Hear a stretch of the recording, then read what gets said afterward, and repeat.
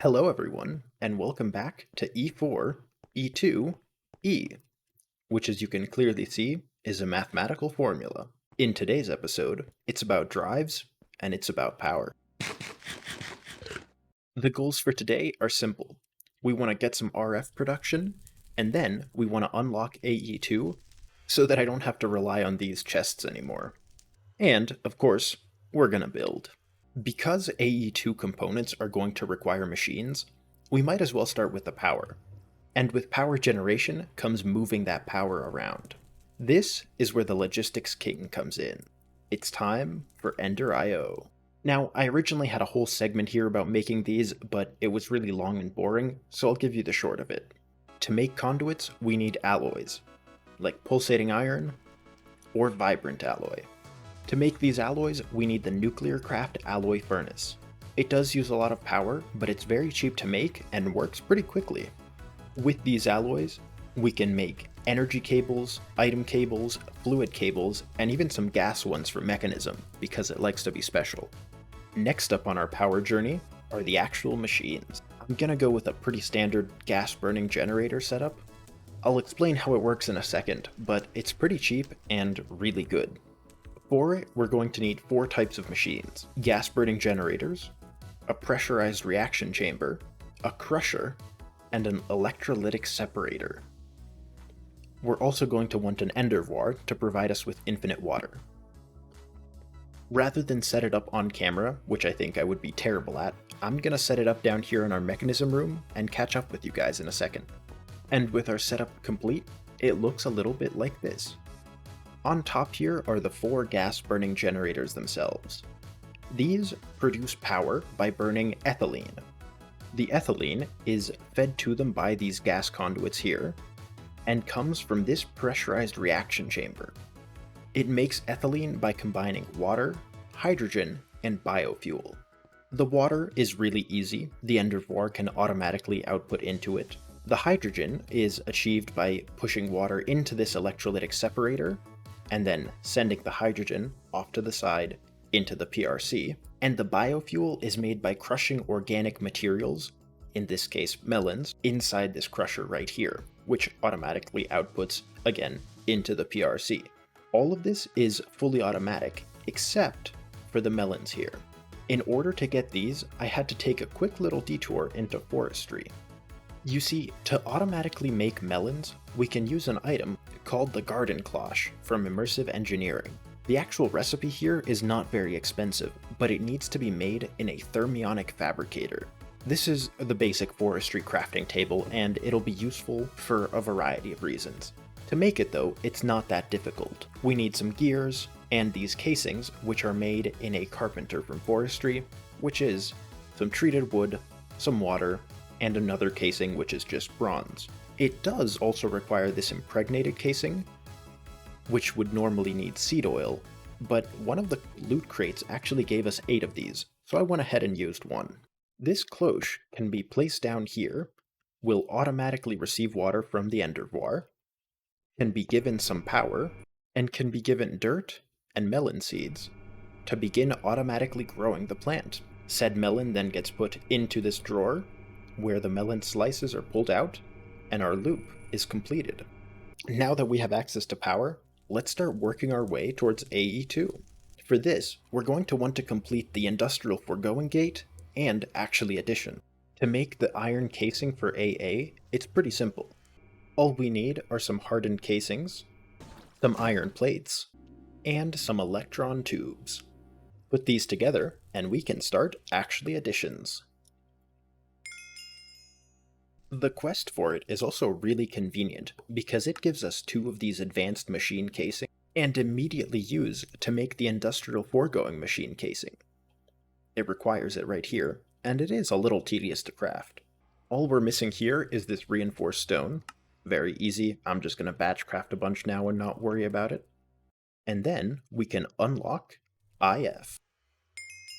We're going to get into actually additions and industrial foregoing properly eventually, but right now our goal is clear. We need storage. And saying that we need storage is putting it lightly. All of these items up here are what we'll need to craft to have a functional AE2 network. The most basic AE2 machine is the Inscriber, and it's what gets used to craft all of the processors. To make it, we're going to need Fluix crystals, which we can make by throwing charged Certus, quartz, and redstone into water.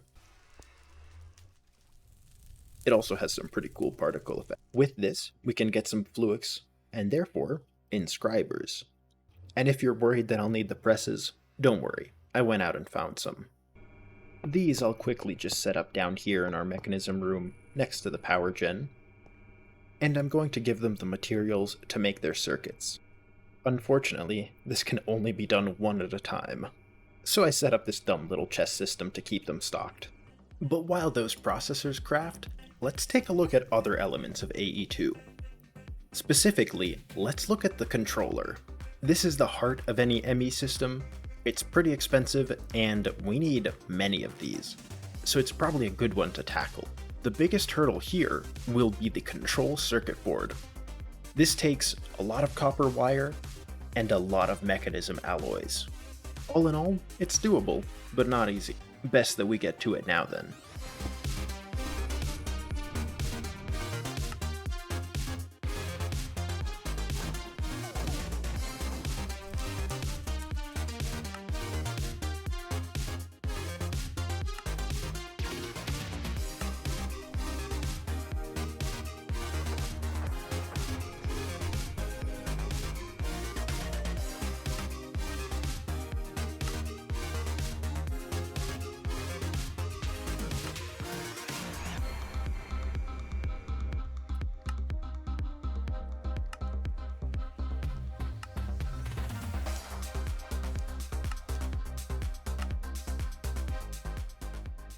Wow, that took a while. But we can now go ahead and make 8 ME controllers.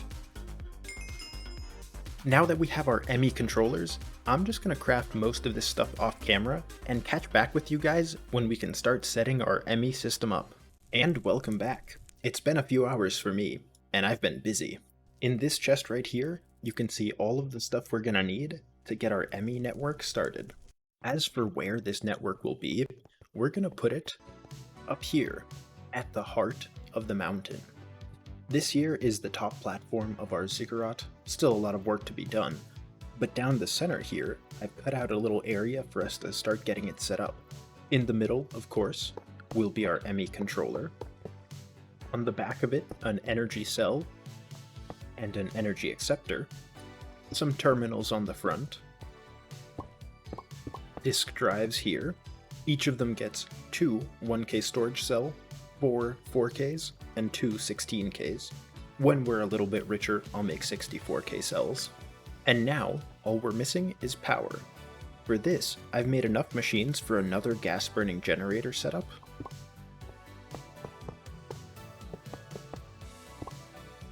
This setup is the same as our previous one, except I've added this ender chest, which directly gets biofuel from the other setup and then sends it into the PRC. It avoids us needing this whole garden cloche setup again. Now, we should once again be able to kickstart the system and see our AE system come online. All of our drives are green, our terminal works. Now for the best part.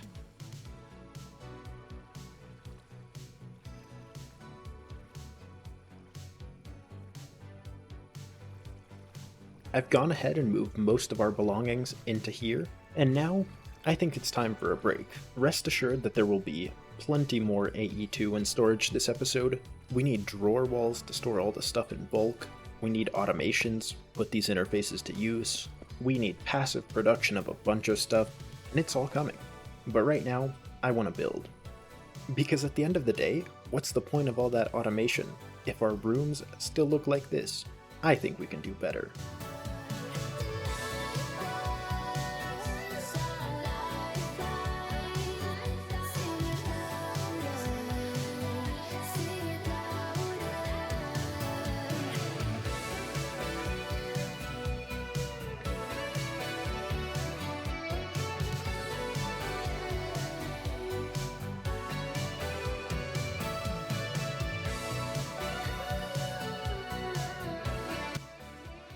Now this is a little more like it.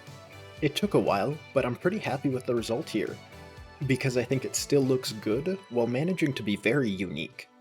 If you think to our IC2 room or the immersive engineering one, it looks nothing like this. The main feature, obviously, are these huge supporting pillars, but I especially like this little cutout that we have here, where this now double-size mechanism room intersects what will become the main hallway. Way down there is actually the center point of our pyramid. For the ceiling, I've introduced this new Tyrian block, which I think looks great. I really wish Chisel had more of these patterns, but it's the only block that has this one, for some reason. But now, let's address how we actually fit machines in this place. To get machines working here, I've actually hollowed out these little areas, and as you can see, we have a little working area underneath with both energy conduits and ME cables. The energy conduits run back here. This is just a little area for our gas burning generator setup. And the ME conduits connect down here to our main AE network hallway.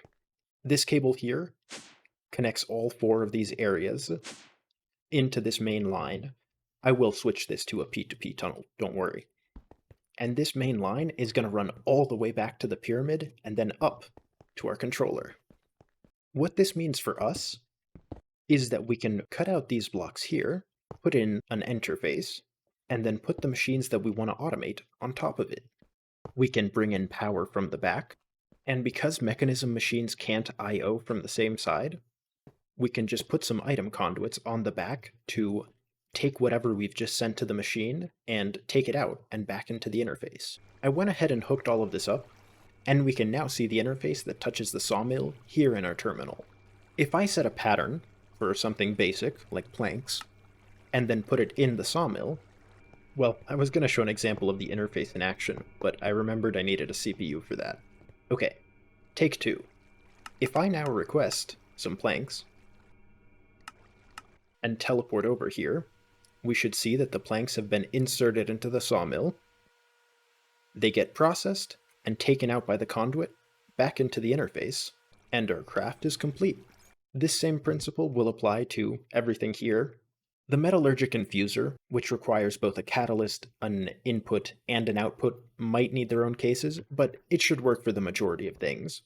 Overall, I'm very happy with this came out, especially because I think it can be made to look pretty clean.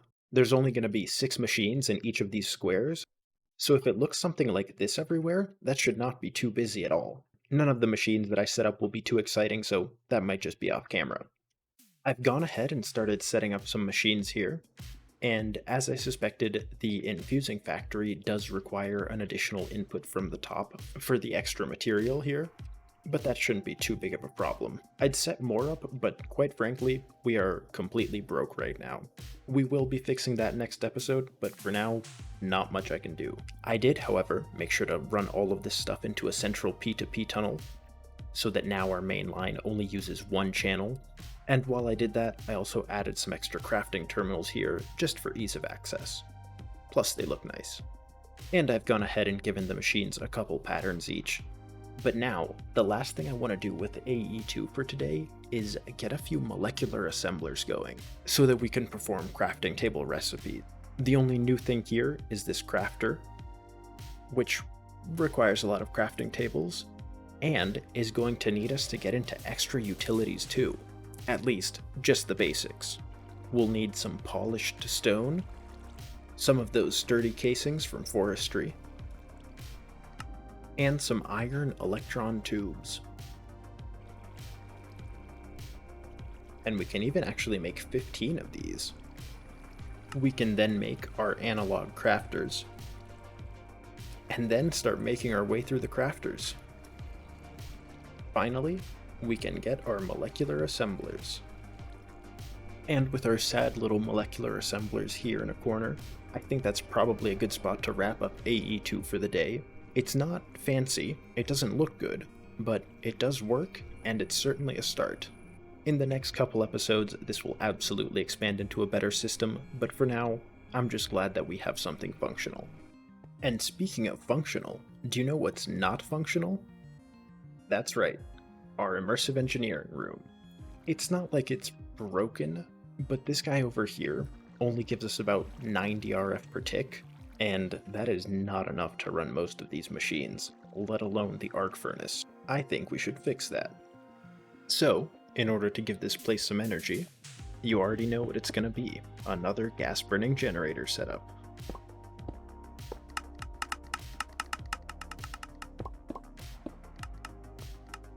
With our generators all set up, we can once again kickstart it and start making ethylene. With the generator set up and connected, all of these machines should be in a much better spot to run now. Even the arc furnace now finally has power.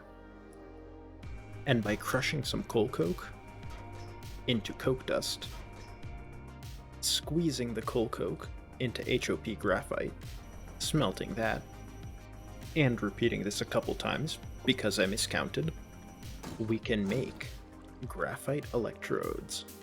These allow us a fully functional arc furnace.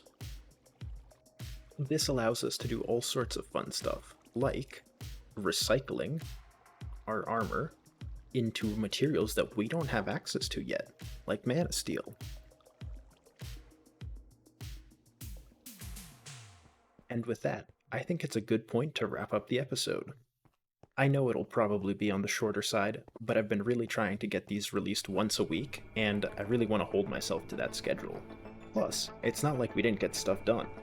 We have a cool mechanism room, and a fully functional AE system, complete with auto-crafting, not to mention generators to power it all. But for now, thank you for watching, and stay cool.